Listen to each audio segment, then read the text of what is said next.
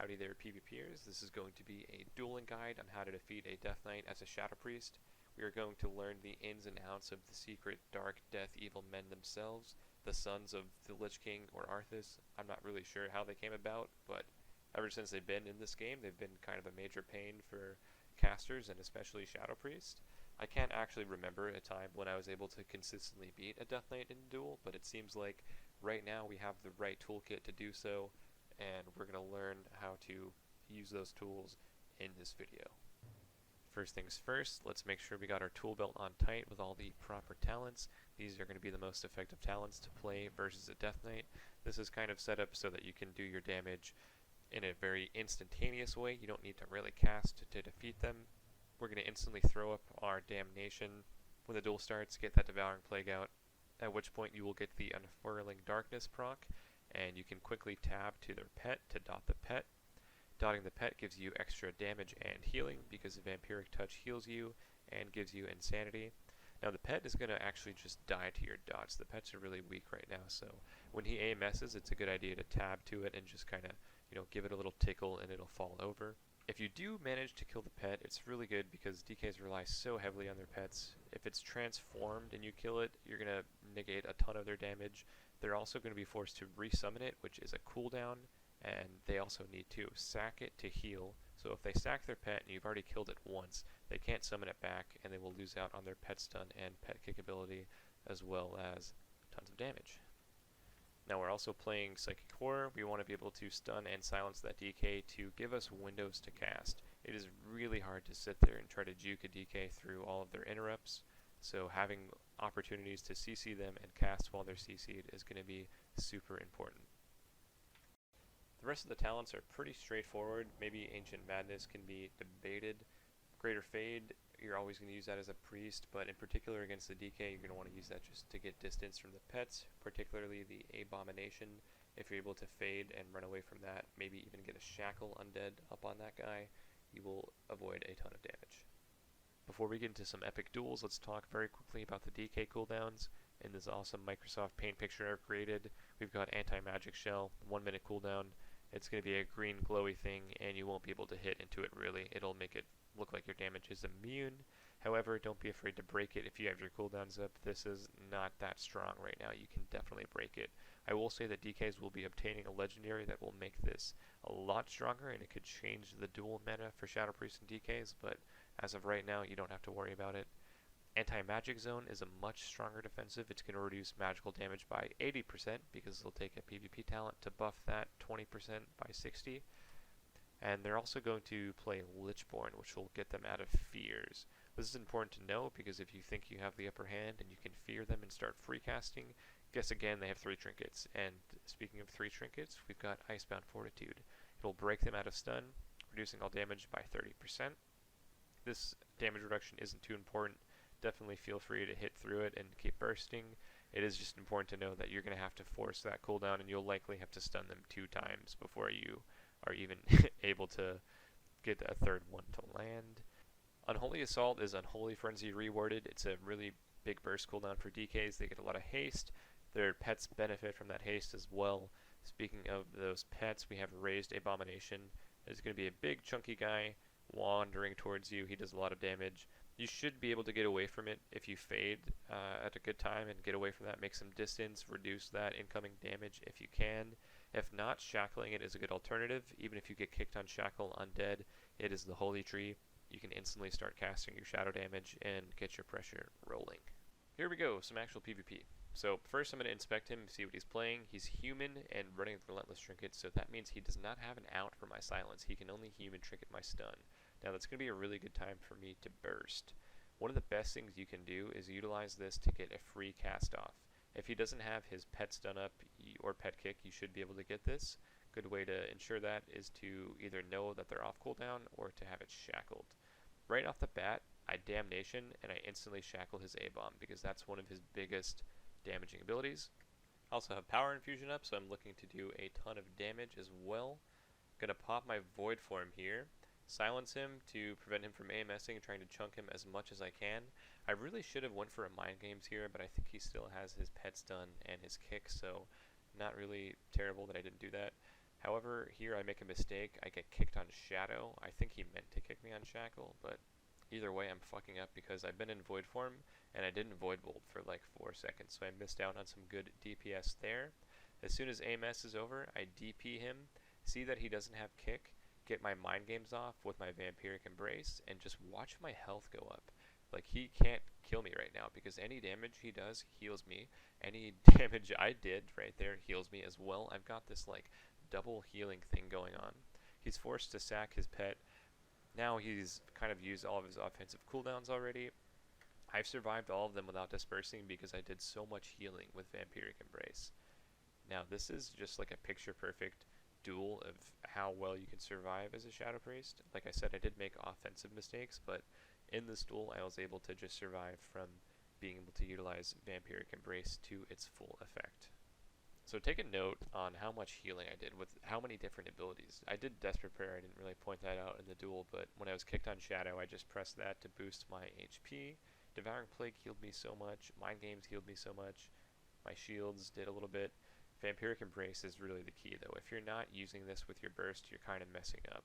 You want to be able to rotate Vampiric Embrace and Dispersion in different situations. If you use Vampiric Embrace and Dispersion at the same time, you will likely lose the duel. So here's an example of me losing a duel because I'm just straight up trolling. Like, I open my interface panel and I just start tilting.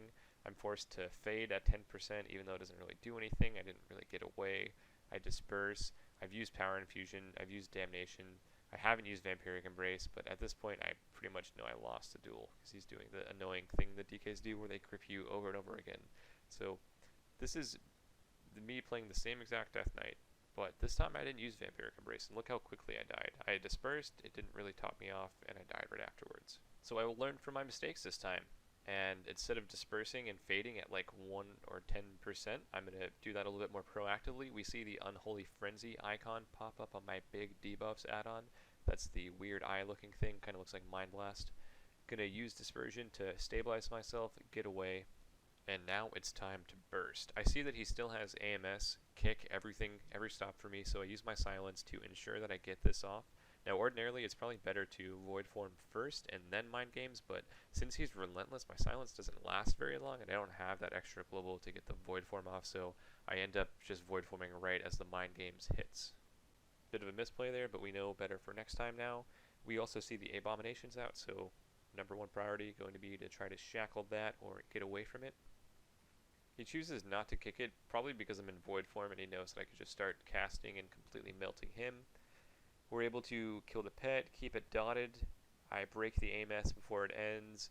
Vampiric Embrace, Shadow Fiend, everything is rolling. Shadow Fiend is physical damage, by the way, so not affected by Anti-Magic Shell. Really good burst damage, gonna heal a ton with that Vampiric Embrace as well. At this point, I have recovered so much HP that I don't think he's able to take me down, especially after using both of his major offensive cooldowns. Gonna use this Sphere to create some distance, spam Shadowmen, there's no interrupts, no pets, nothing can happen. I'm topped off, and he's going down with no defensives. Although he did have Anti-Magic Zone, I just think he forgot to use it. I still thought that there was some good content in that duel otherwise, so we left it in the video. Here, same opener, Damnation, dot the pet, try to shackle.